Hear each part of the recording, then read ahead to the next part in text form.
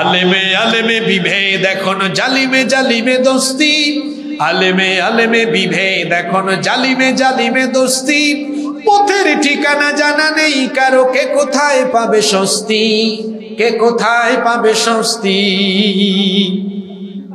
আমাদের কারবার দেখেন হুজুরদের, সালাতে কোথায় দুহাত বাঁধবে নাভির উপরে নিচে, আমিন বলবে চুপিসারে নাকি সজোরে আওয়াজ ফুকে, ছোট আরো ছোট বিষয় নিয়েও চলছে ভীষণ দ্বন্দ্ব, সব দল ভাবে আমরাই ভালো অন্যরা কালো মন্দ,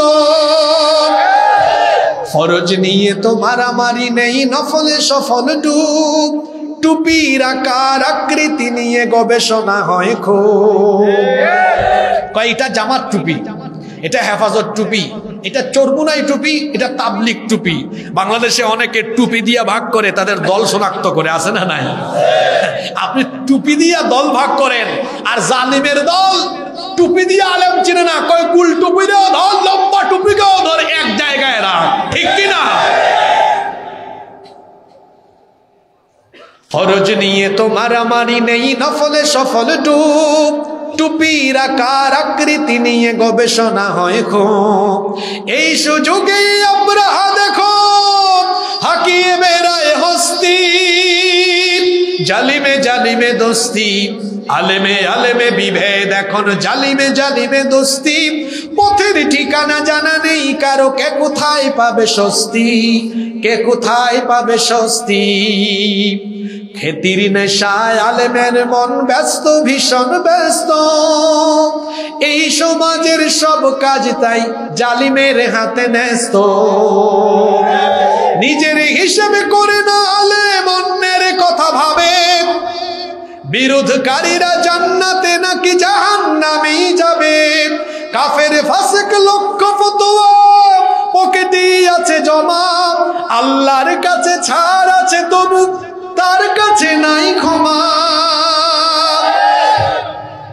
এই গজলের সবচেয়ে সুন্দর লাইন হইল এটা, এটা তো হেরার চেরাগ, হেরা গুহায় নাজিল হয়েছে এই চেরাগ, কোরআন নাজিল করেছেন কে? আল্লাহ।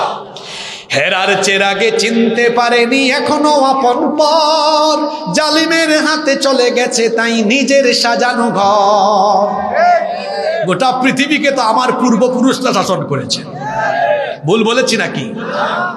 আমি আমার জাতি ভাইকে চিনি না, ওই যে বললাম আলেমে আলেম চিনে না, কিন্তু জালিমে আলেম। হেরার চেরাগে চিনতে পারেনি এখনো আপন পর, জালিমের হাতে চলে গেছে তাই নিজের সাজানো ঘর, সালতানাতের মিনার হারিয়ে আশ্রয় তার বস্তি,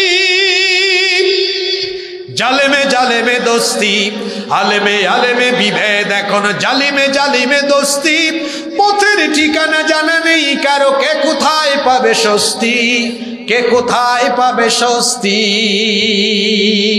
এই দেশে আলেমরা যদি এক হয়ে যায়, এই দেশে ইসলাম আর মুসলমানদের বিরুদ্ধে কথা বলার সাহস কেউ পাবে?